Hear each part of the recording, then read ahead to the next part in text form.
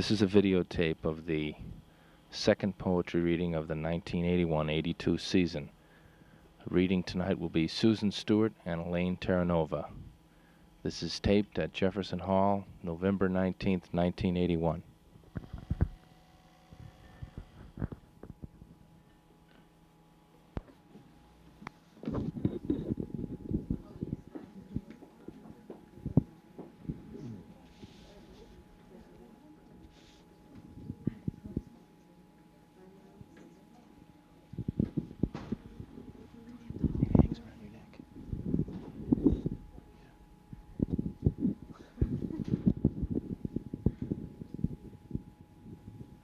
I'd like to welcome you to the second in the series of poetry readings sponsored by the Friends of the Scranton Public Library with assistance from the Pennsylvania Council on the Arts and the Arts to the People program.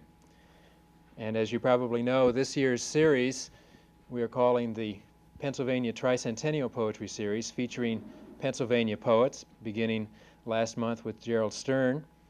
Tonight, Susan Stewart and Elaine Terranova.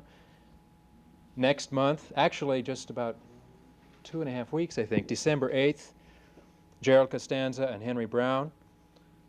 And then moving into next year, we'll have another reading in March and one in April. With two readers tonight, what we're going to do is have each one read for about a half an hour with a short break separating it. And the first reader is going to be Elaine Terranova, who is an instructor of English at Temple University in Philadelphia. And she was born and educated in Philadelphia as well.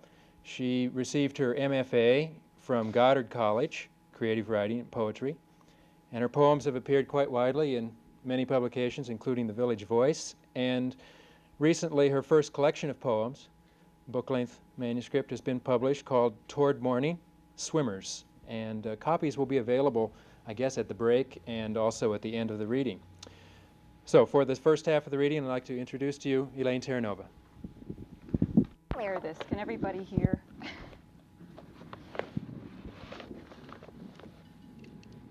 I guess it's to sort of anchor you. Okay.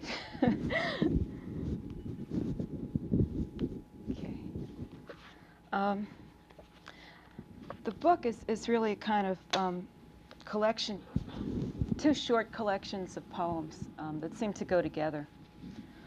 This was the title poem from Swimmers. I see there is water all around. In the garden, the vegetables are swimming north. Under the rivers of earth, red coal shuts its eyes. Lovers surface from the damp of kisses. The babies, tied to us by breath, not their long, wet ropes.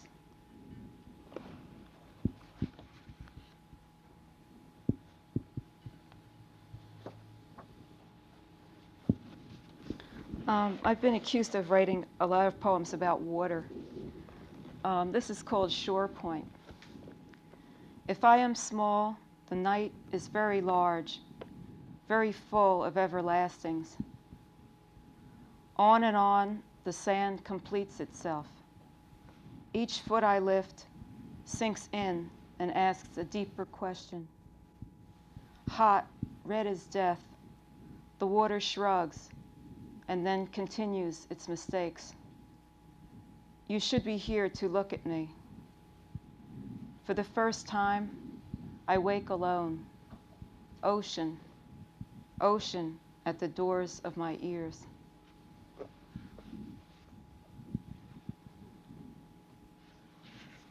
Another sea poem, Changes. Rain slides past like skins of plums, appealing red weather. There are no boats, only little hands of water carrying the dead sea animals. You reach for me. The shore has drawn the shape of dark to it, and the dry crack of creatures turning. I see shells with their mouths open, jellyfish stopped at the edge of earth. All along, the angry dead, wrinkling in sand.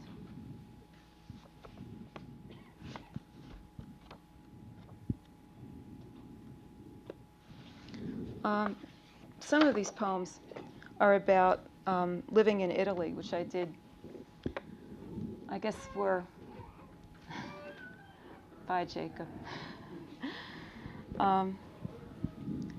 for 2 separate years, for parts of 2 separate years. There was a town that I often went to, a very touristy castle town on a hillside. And the name totally escapes me, but I remember the experience so well when I came home that I wrote a poem about it. This is called The Walk to the Castle. We begin the long climb. Every few yards, you put the hill between us, like someone moving furniture. Above, there is the castle, tightening its splendid fist of rock. We turn to watch the prisoners' children journey from their school across the fields. Their heads are shaved, they wear blue smocks, and holding hands approach. Little blue scissors over grass, the bare legs repeating themselves, slow, punishing engine of legs. Soon we will hear the sad clothes.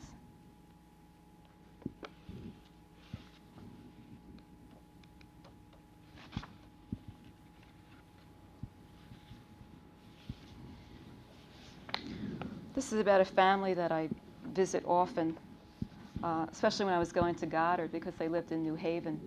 I always managed to stop off one of my every 6-month trips up to Goddard.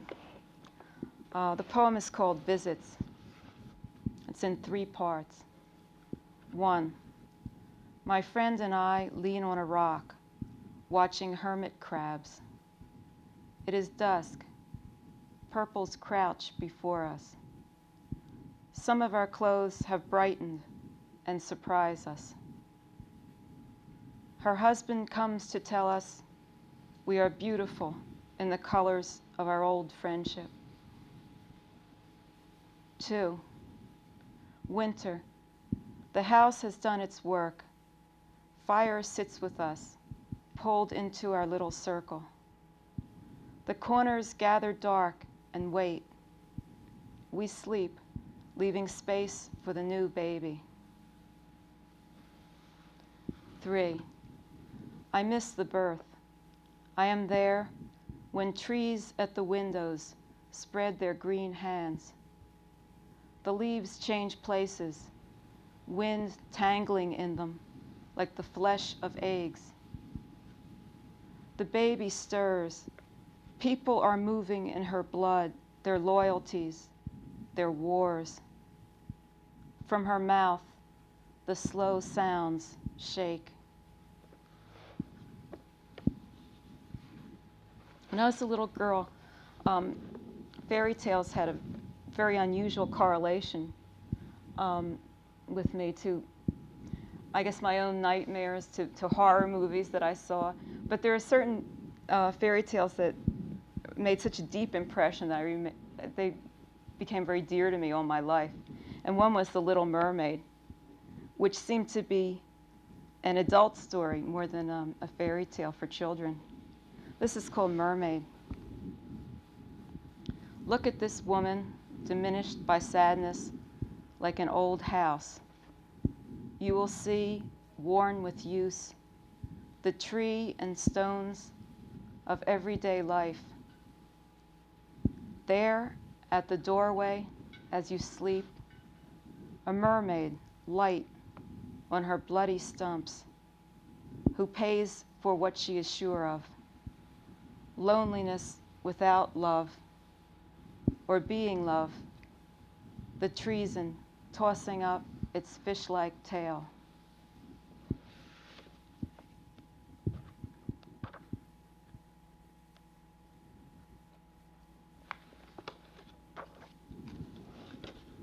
Ancient song. Turning in the night, you relieve the pressure of the slow, absent-minded flowing of your blood. Past our window, stars are hurtling through the sky.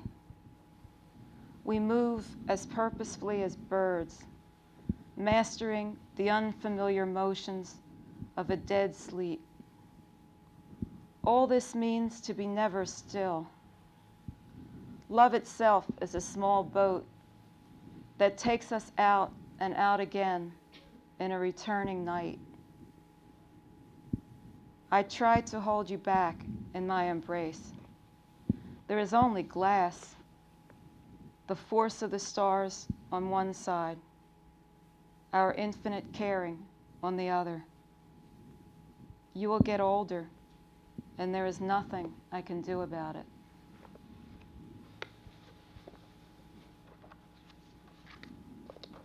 I have a habit of changing poems whenever I'm going to read them. As soon as I put a whole bunch of poems together, I start crossing things out. So I'm going to switch from the book to a manuscript copy of some of the poems in it.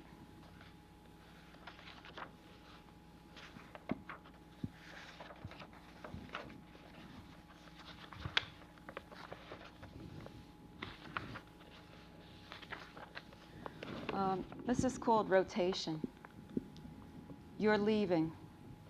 The day rests its weight on me, the sun and the immense sweet flowers. A baffling sadness slides behind the houses. At the windows, people watch the light they've always known turn back. Only the clock at my bed never moves. Its hands are still, like my hands. This night, the tide returning withdraws everything. Perhaps you're right. Perhaps it's what I waited for.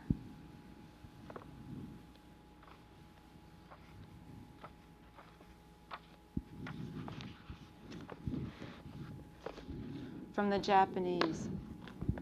In the monastery garden, the light has come and gone, leaving a full moon and your body gently set beside me. At dawn, see how the night turns in the forest, like a coat pulled inside out. The pond is icy and forgets my face. Simpler to go now in this exchange between day and night. A cold denial settles in my bones. Disrupted, I believe in sorrow. Another travel poem, but a little closer to home. Passing through. What has a lonelier sound than Cheyenne, Wyoming? Sadder than if that city had no name. There is always the wind and people settling business in a redwood tavern, dark inside, as if an ocean passes underneath it. When does the night start to fall? Everywhere you find dusk brought in bits and pieces by the birds. Snakes adjust into their temporary selves. A last cow, loosening its skin, prepares to sleep. At the motel outside of town, I take my place beside the man in bed.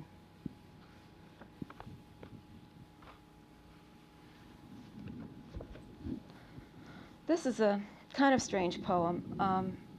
It's been written maybe 3 or 4 times in 3 lengths, linking a whole set of ideas and times in my life. This is the pared down version.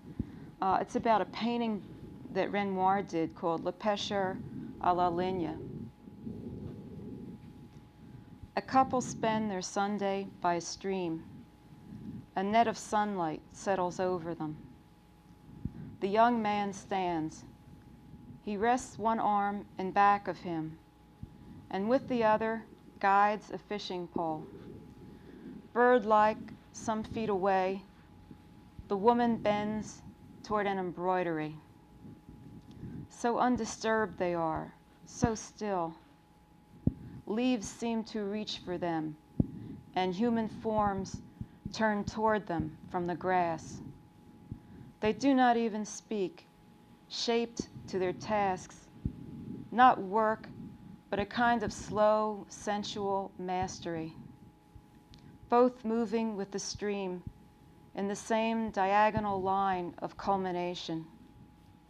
Near the edge, the trees grow indistinct, smaller, almost evanescent, like the last thing one sees, giving way to an involving passion.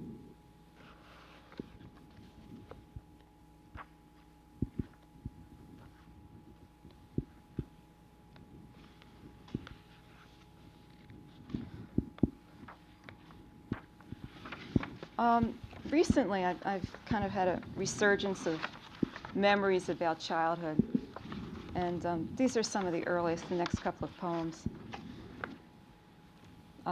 This is the title of this unpublished manuscript, Enclosed Porch. It always seemed to me, we had a row house with an enclosed porch, and it always seemed to be the darkest house on the street.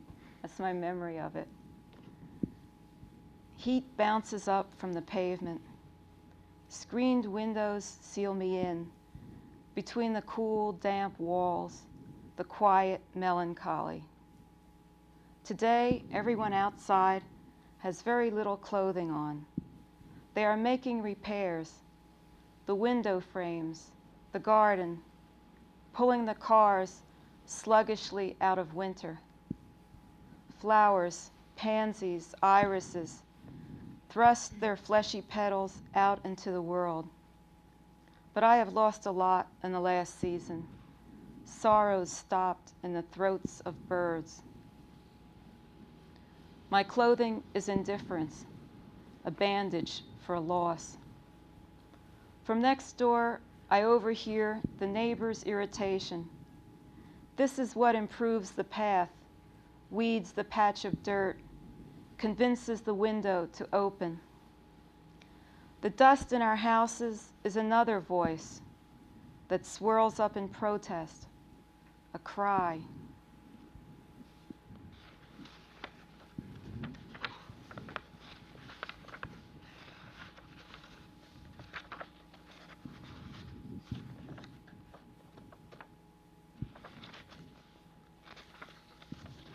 Little girl. It's too warm. The snowsuit chafes, as all decisions do that aren't mine. 3 little girls bend over concrete, playing some small game.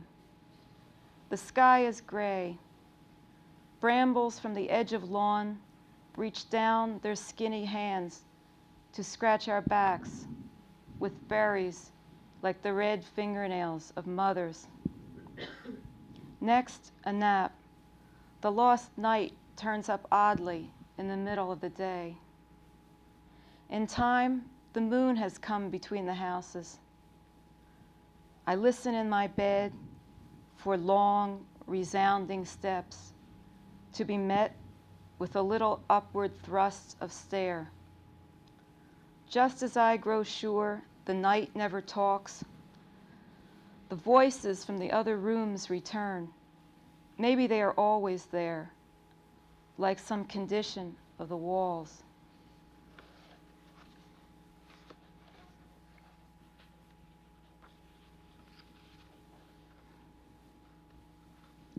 Also seem to be a lot of poems about gardens and gardening.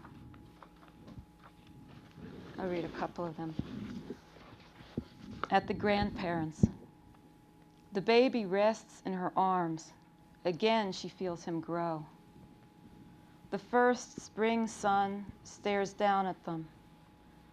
At last, the days are even with the nights. From the hard earth of his garden, the grandfather rises. This is as close as he can come. She holds the baby up to him, as if it could warm him. All around, green starts up from nothing. I could have used him.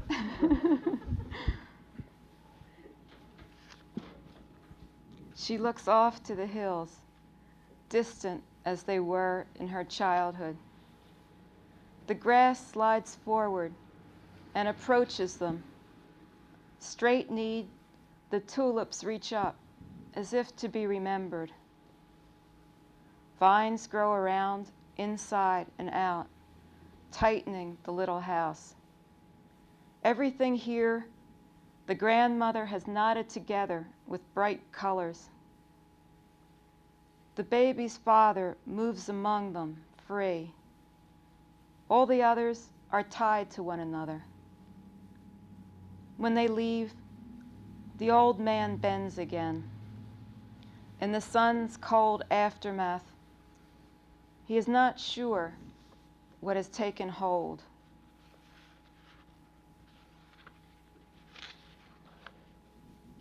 This is called Death of a Neighbor. Each year, you put a garden in.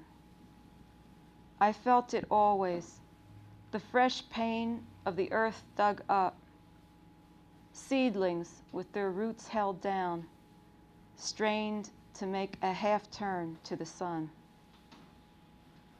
That tendency is in the bud, the long move toward morning, leaves groping for branches and a way out. Just so, the heart grows heavy, pulling us to the ground. The plants keep to their rows, except for a flicker of gold. They twist in the wind, as if they knew you'd set them loose.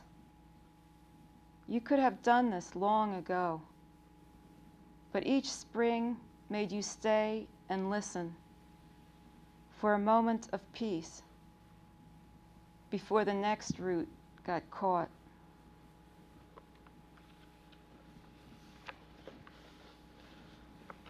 This is a poem from a painting by Edward Hopper. It's called Woman at the Window. The painting, I think, was called Cape Cod Morning. It's written in a few sections. I don't remember how many. 3? Yeah, 3. 1. That woman has been up all night looking for morning. The night bewilders her.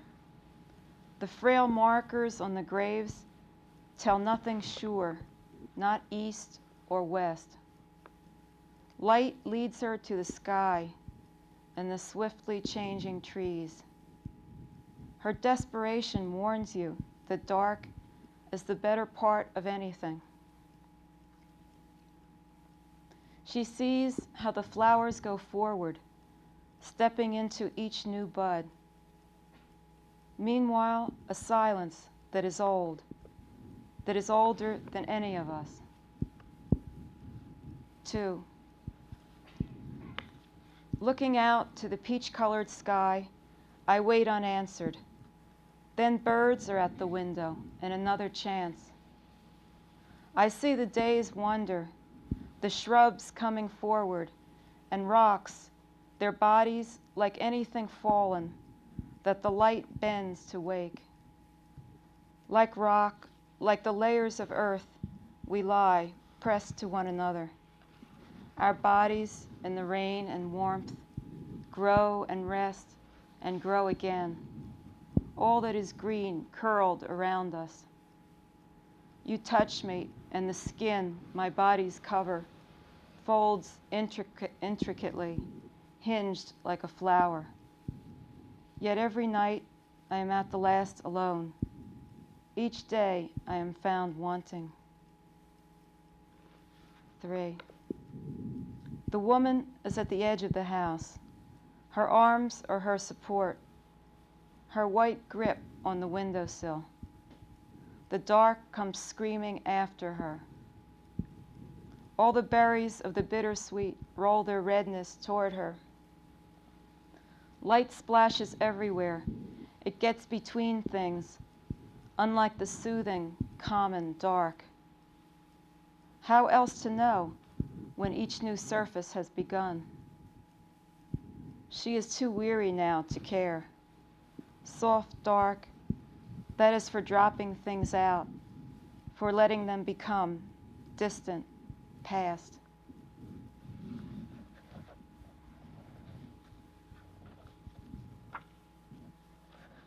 don't know how many people listen to the radio opera on Saturdays, but it's something that I always have done. And one day this poem just sort of evolved while I was listening. Radio opera on a Saturday. The dark sky forces its way into the houses. The sun coming back again and again for a last look. Then the rain falls all at once, gathered in a torrent. In the closet, everything is clean. The stiff coats just back, blouses still warm from the iron. Two voices on the radio tangle softly like dark vines. Someone screams. That's when you call. You ask if something's wrong. How could there be? I laugh, not knowing where you are, who you've left, and craving just a simple peace.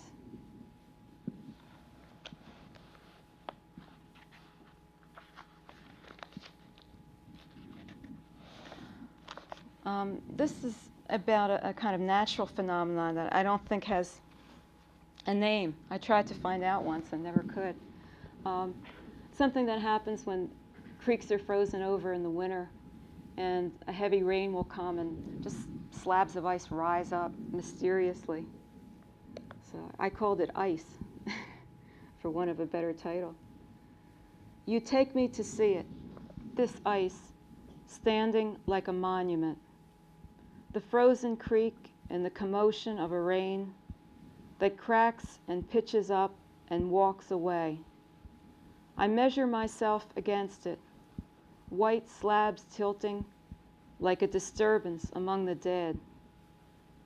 And don't we melt and harden too, not to be sure of anything?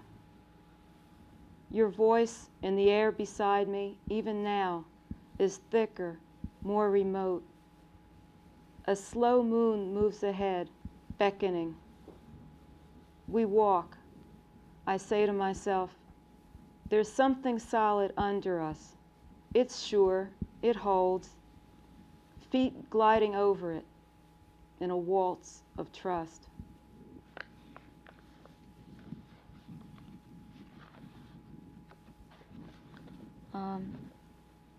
Just going to read about 3 more.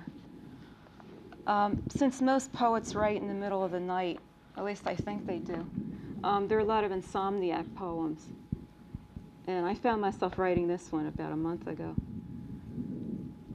You can't sleep, because in the dark sky, the clouds, like small craft, continually smash against the mountains.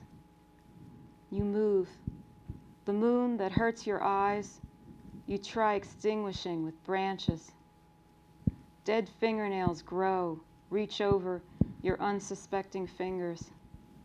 Some slight disturbance shakes the house, and then your thoughts make their ascent, not easily, but like a rope climber laboring with his legs.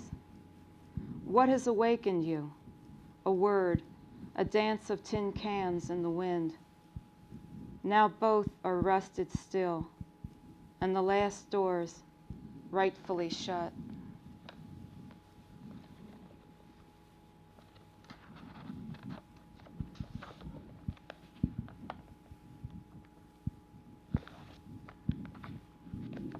June 19th, 1981.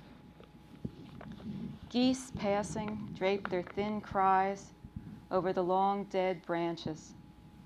The sun starts down, golden, heavy. Such a long piece we're headed toward. This still joy is only just the start of it. I've spent so long arranging the flowers that we took in their best color, clipping the death from them and the seed that goes no further. See them, the dark pink sweet pea, clover, white and purple, foxglove, yarrow, and the green lynx they have always found to earth. I'm not sorry, they are needed here. How good it's been today, for us to touch, to look at one another, to find such reassurances.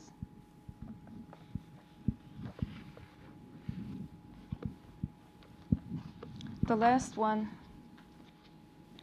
is part of a little group of poems that I've started about, I guess about Europe and about the old Europe. This is called 1939. A woman takes a small girl's hand. The leaves pull away and fall, separate, stiff with color. Out of the smoky, distant forest, a train brings its load of passengers. The passengers, their burdens. A horse nuzzles the fence of every field, at peace within its boundaries. There's the woman's beautiful fair hair, a certainty that's braided into it. Through the dense trees, we see a station house, its civil wood. At the crossing, the station master's wife aligns the bars of any misdirected night. A girl is walking by her mother's side. She knows from fairy tales the shape that evil takes, stretched in shadow, giants, witches, wolves, the weight of poisoned fruit, the irrevocable claim of fire. The hill twists and flattens. The little girl looks at the funny hooks of weeds, like fingers pointing down, down. She hears the snap of branches underfoot, the whistling stalks that pull the air into their tubular, dry bodies. Sometimes in the wind, the trees reach up on tiptoe to the sky like tall, lost girls. And these are easy days. The sky comes down to meet the earth in such a bountiful accord. The sun so neat, it pulls the water taut so that the river shines. Yet in the clouds, there seems some human shape, a thing that struggles to be born. Birds light and instantly arise, like hand after hand touching a hot surface. So quick, their shadows tap at everything. We see the child, the slap of anger at the hearth, the way the witch picks over and evaluates her bones. The wilderness allowed somehow a little to come back. Thank you.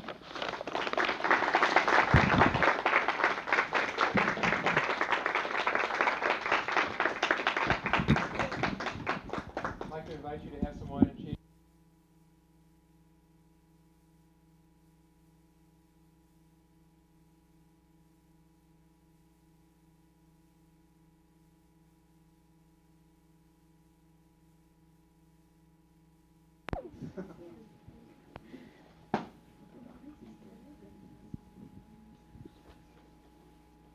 The second half of the reading will be featuring Susan Stewart, who also teaches at Temple University in Philadelphia.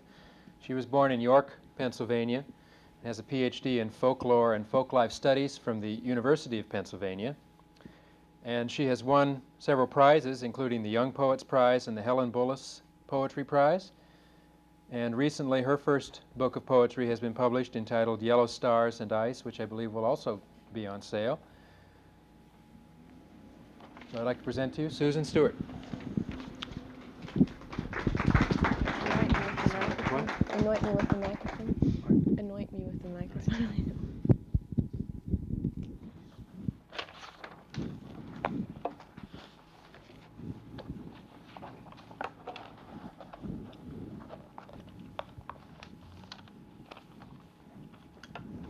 The summons.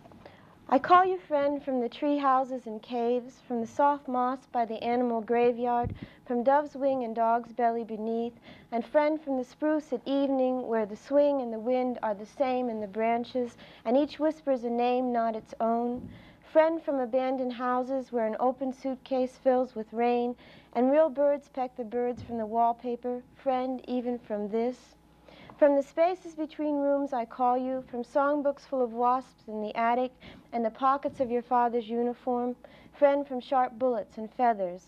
I call you with the barber's clicking teeth as your first hair falls to the floor. I call you with the tongue of the lizard in the spring house and the bull's tongue raw in the salt lick. I call you with the bugler's lips, with the lips of your oldest beloved. I call you from the drum of the factory where the carpenters hammer their thumbs. I call you from the barn's darkest corner with the language of spiders and cats.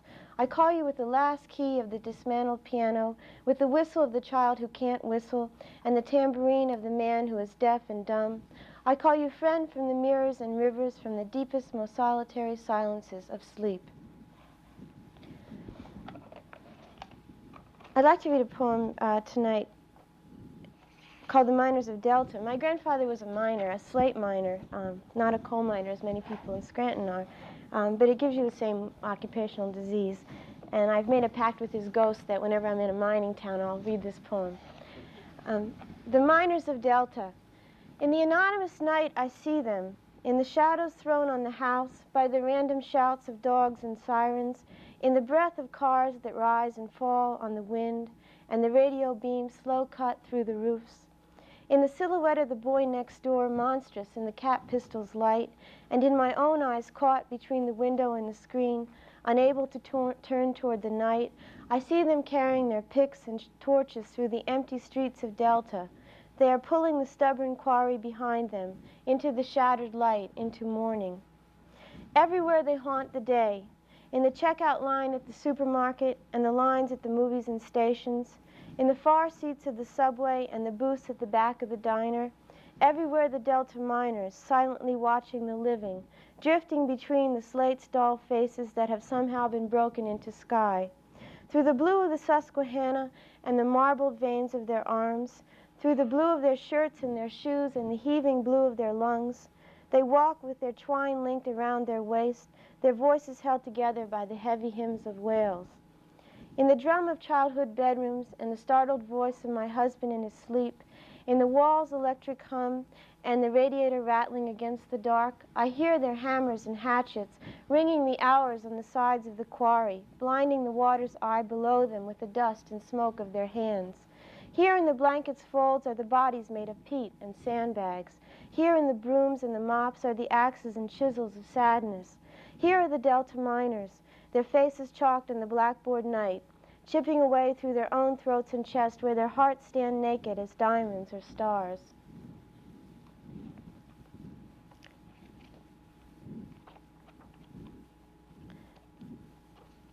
The next poem I'd like to read is dedicated to my friend and fellow poet Edward Hirsch, who's here this evening, and his new book, For the Sleepwalkers, just came out this year with Alfred Knopf. It's dedicated to Ed for two reasons. One is because he holds the copyright on this time of day, dusk, and also because he contributed many lines to the poems, the most important of which is the line, "This hurts," so you can listen to it. At 6, like a distant singing, like a finger sizzling, for just one moment on the iron, it almost hurts, almost. But then something pulls away, and the smooth belly of evening slides over the earth. The pines and the spaniels stop howling and suddenly drop off to sleep. While the air is numb with the drowsiness of clouds, the needle sails free of the scars on the record, and the record player lifts its artificial arm. This hurts. But then a boy lays his cards on his bedspread, the way a sailor spreads his sails on the sand, and even this reminds me of tables being set, of a woman calling and calling her children through blistered hands. Then something lets go, and in her left palm she sees her own eyes, and in her right the evening's first star pulls her toward the distant singing of the sky. Then something else lets go. The long sheet of night winds slowly through the pines. Here and there the lights go up like a shy applauding.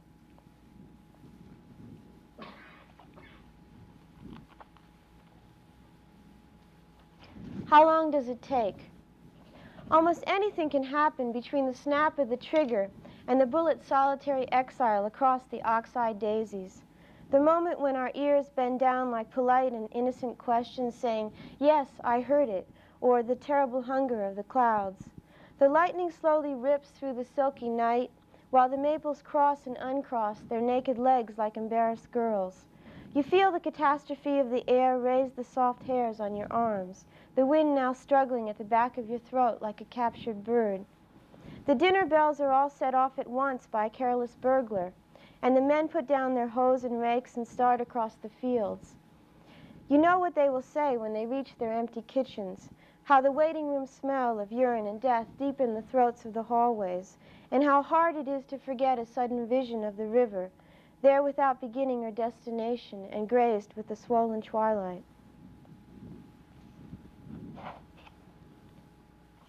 I'd like to read one more poem from my book.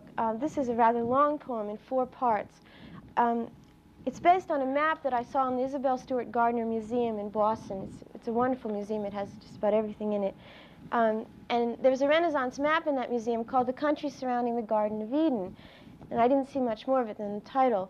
But I learned later that there were 4 rivers running out of Eden. And this poem is in 4 parts. Each part is named after a river that came out of Eden. The country surrounding the Garden of Eden. Paisan, where there is gold. First they took the cedars and the larches, dragging them away by their needles and cutting them off at the root, and who would have known that their satin and green could line our path like thorns? Then they took the flowering figs and the maples. The petals that filled the air with sweet wings stung our eyes and our hands.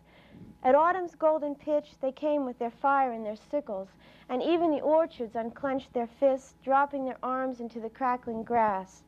And the things that once grew as we grew now changed without changing, like the sand in the wind.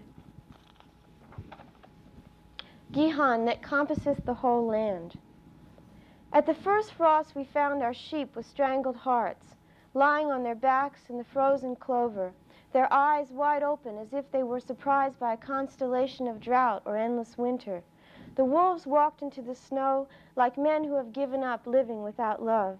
Cows would no longer let go of their calves, hiding them deep in the birch groves.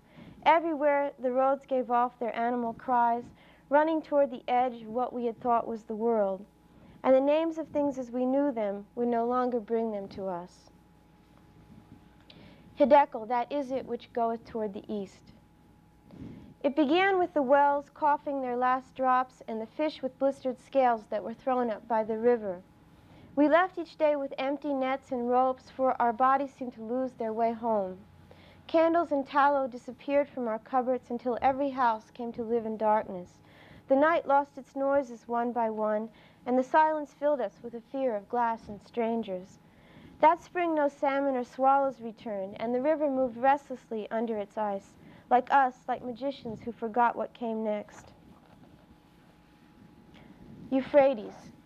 Then one day when the sea was as still as the sky, and the horizon disappeared within its own folds, when every nest had been emptied and scattered, and brambles and cobwebs tore at our faces, when our plows and our wheels lay broken in the dust, and our instruments were like mute and obedient children, when our children no longer spoke our language, and our own tongues were like stones sharp against our lips, we dreamed of a country far up the river, where a man and a woman stood naked in a garden, their faces naked of memory. I'd like to move now to reading some new poems. The first poem I'll read I'll dedicate to my son who couldn't stay because he made too much noise. He's sleeping down the hall. When I carried my son beneath my heart, I wanted to lie down in the sweet grass, to sleep all through August, the heavy sleep of the young who have no memories. I wanted to move in and out of water without disturbing its clearness, the way clouds swim every day through northern lakes and are silent even to ferns. I wanted to be moved by the wind and the rain like the animal bodies of those clouds. While my sun fell each night through the darkness inside me, I saw the only eclipse of the moon, and how stars too could fall into northern lakes like a summer confusion of snow. I wanted to assemble those stars, to be the last shadowed blanket of white behind the woodshed. And as my son found his way through the forest around him, I made my peace with animals, with the muskrats chewing in the ruined garden and the limp opossums on the shoulders of the highway, with the black bears splashing through the stillness of the lakes and startling the delicate beds of ferns. How each one is pushed into the warm light of the world with the weight of a relentless hunger, and how sleep is the great squall of silence in the winter that now fills my body.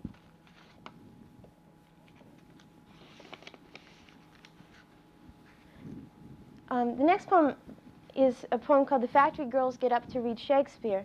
In Lowell, Massachusetts, at the turn of the century, as many of you probably know, a group of factory girls would meet every morning at dawn and conduct a school, and they would often read Shakespeare. And I want to write a poem in tribute to them.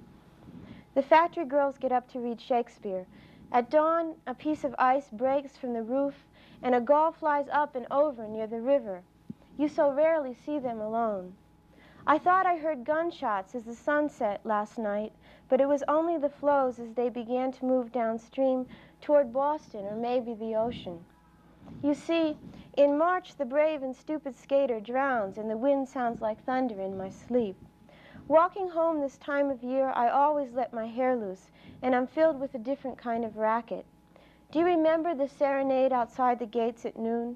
The Greek boys singing oranges, 4 for a quarter? Or how each night we welcome the drunken songs and concertinas, how these little speeches break above the mill. I'll read anything so long as there's some Italy in it, or just the same a little music. I took some red crepe last week from the scrap box and made a long Venetian mask with whiskers like a fox. The other girls said, "Where will you wear that?" But it doesn't matter to me. Now at 5, as I turn up the wick by the window, I see the lights moving at Sarah and Mary's. It's hard to tell if they're dancing toward me or away. When it's misty, the street is a lazy canal, or anywhere I've never been. I'm happiest when we each take a part, and I don't mind being a mule or a man. If I could fit a horse and a forest in this room, I would, and a velvet curtain. For when the night makes the shadow of a lion in the basin, I can almost play the violin. I'd like to start our meeting with an adagio like moving water, and I drown out the church bells first and then the morning whistle. I love those moments when a silence comes over our voices and the pages seem to rustle like squares of Chinese silk. We often think of you, Hannah, and the ways you loved Ophelia. It's sometimes hard for 3 of us to take up all the roles, and we remember how before you left you crept into the Lowell's garden saying, "The one white swan circling on that tiny crystal pond, and why she doesn't fly away I'll never guess."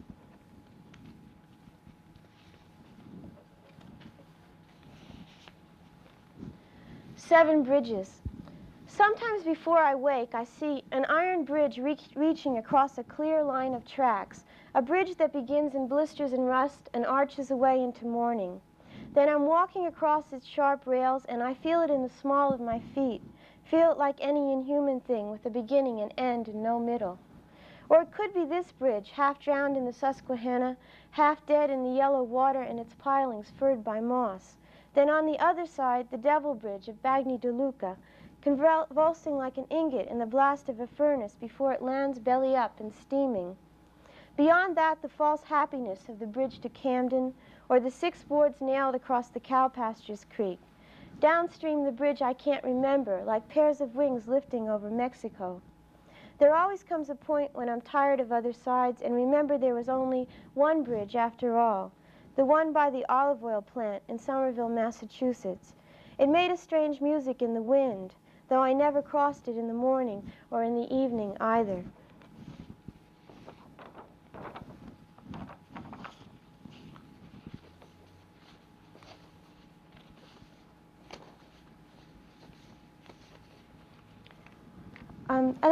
This next poem, sorry my poems have so many explanations. The next poem is called Gavile.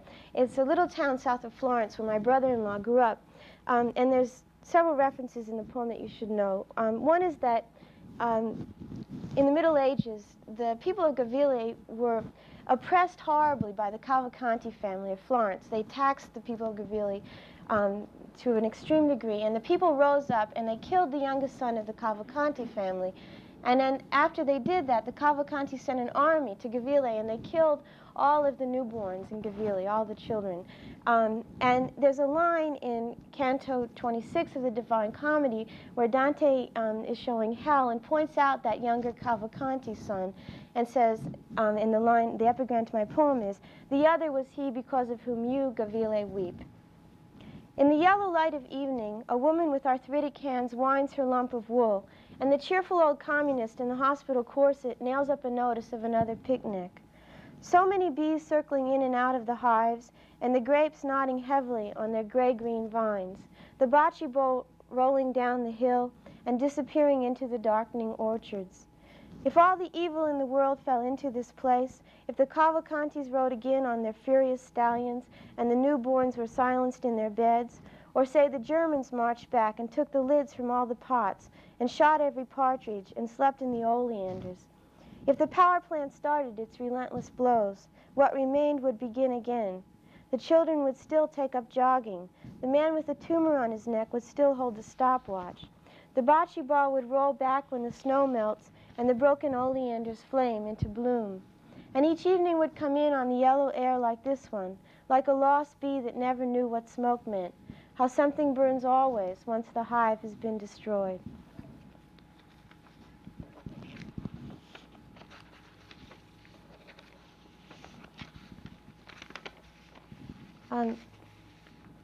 The next poem I'd like to read is a new poem, too. It's written on the evening of the great Italian poet Eugenio Montale's death.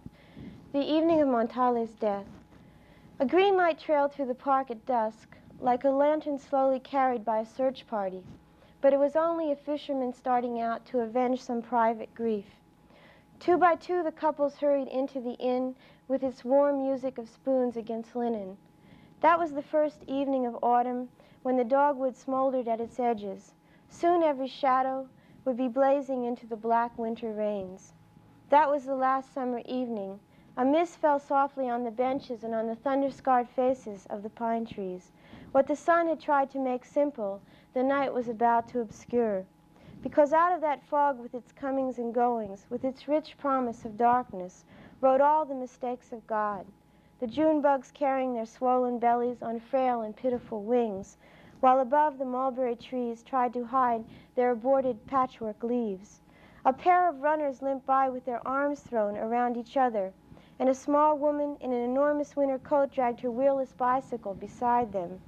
There was a Boy Scout troop whose marching song was in the fabulous alphabet of the deaf, and a man who swore over and over to himself that he would never again go home.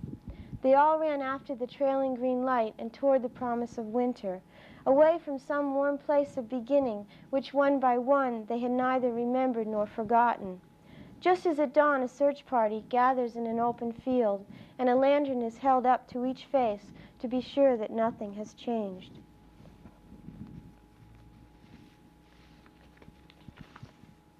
I'll read one more poem. This is my most recent poem, a couple days old. Right? The Woods. Last night I walked down to the woods again, through the meadow stiff with frost. I've seen dogs like that, frightened and matted by the cold, once or twice in my life. The black branch that swung over the still black water still swung with the feather weight of our childhood, not like a limb broken by a trap, but like a yoke that was finally lifted. The crooked branch rose from the creek in near gladness. This is why the earth beneath us is a familiar and nuzzling beast, and why what's forgiven again and again will sleep through the smothering winter. Last night the hunters looked for Orion and listened for the soft slap of water on moss. Beneath their boots the May-apples turned inside out, and the jack-in-the-pulpit lost his tongue. All night I heard the maple twigs snap against their thighs like smoking, defiant matchsticks. Yet what I thought were campfires on the hill was the moon caught inside the abandoned Chevrolet, weaving and bobbing like a brilliant insect through the spiderweb cracks in the windshield. And what I thought were the lights of home were barn owls' marbled eyes, eyes that never dreamed of a human face nor softened in anger or pardon.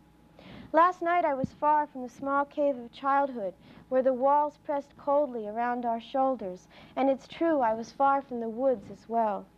But somehow I went back again and again to that place where the wineberries scrawl against the meadow, where the frosted window starts to resemble a thicket, and a child scribbles carefully in her own warm breath.